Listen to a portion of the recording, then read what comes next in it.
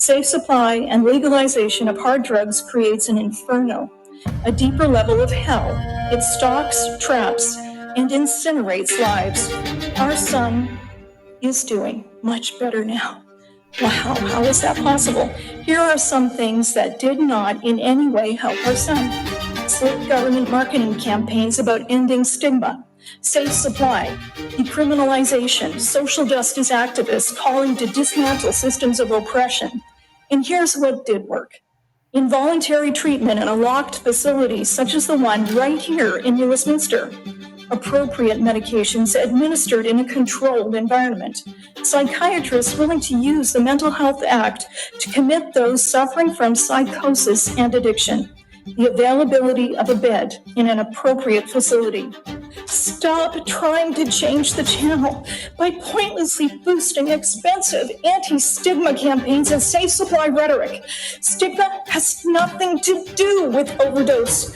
It's just a cynical PR strategy to make the public think that they are causing overdose deaths through the way they think and talk and act to and about addicts. And that's just nonsense. There is no such thing as safe supply. Stigma does not kill. Drugs do.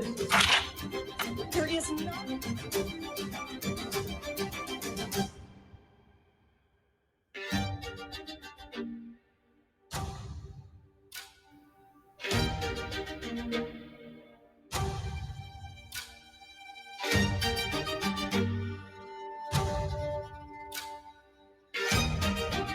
Thank you, everybody. The meeting is over. The conversations just got hard.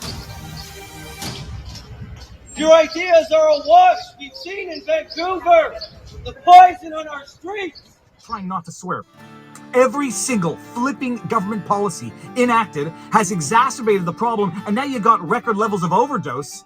And what do? Let's offer a free injection site and a free inhalation site with no rehab, no treatment, 1 block from a school. You're absolute idiots. This is not incompetence. This is culpable negligence at best.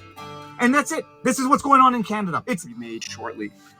But it's important from a public safety perspective that we identify a growing concern in this community. The diversion of safe supply, particularly hydromorphone. The diversion of safe supply is occurring in this community, and it's impacting the people who live here. Diverted safe supply is being resold into our community. It's being trafficked into other communities, and it is being used as currency in exchange for fentanyl, fueling the drug trade.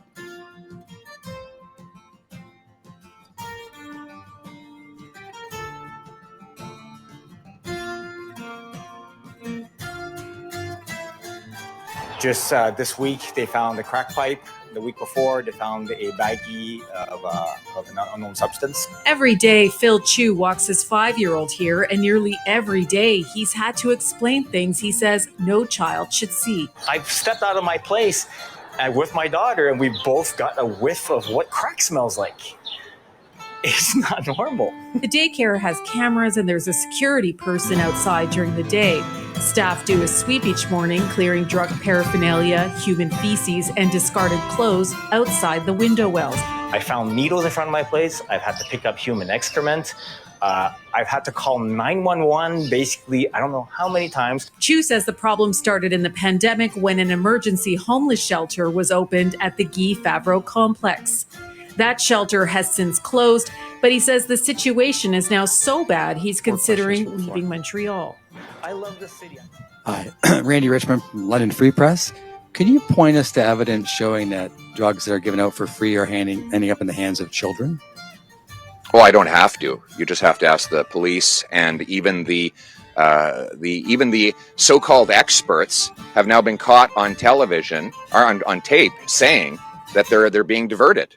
And in BC, the Public Health Authority, which has been a great advocate of this radical scheme, has admitted that it's ending up in the hands of children.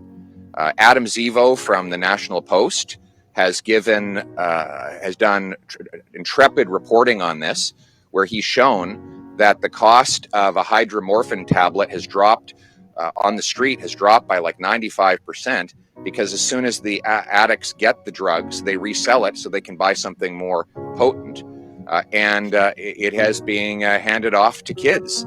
So look at what the public health activists and even there's one so-called doctor here in town who was caught on tape admitting that there's diversion of those drugs.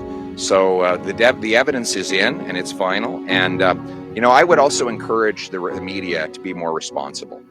It is just so irresponsible for you to go and quote people who profit from the ongoing drug crisis as though they are experts. They are not experts. If they were experts, their policies, which have been implemented over the last 9 years, would not have caused 40,000 deaths, would not have seen an over 100% increase in opioid overdoses. The last thing they want is for the crisis to end, because they're making so much money off of it. We've got to stop feeding the activist class and start providing treatment and recovery. I would encourage you, if you're going to cover this drug issue, stop talking to the people who caused the problem. Start talking to the recovery centers. I would ask, why don't you ask the people when you interview them, why don't you ask them, how many people have you got off drugs? Call them up, the local public health authorities, ask them how many people they've gotten off of drugs. Because it's interesting, the media rewards these people for the carnage that they're causing. You call them experts. They're not experts. They're expert only at one thing, and that is perpetuating the drug crisis. Their policies have been implemented for the last 9 years, and we see the results. The experts are the people at places like Harvest House in Ottawa or the Oak Center in Winnipeg, where they bring people in and get them off of drugs. Let's start quoting them as the experts.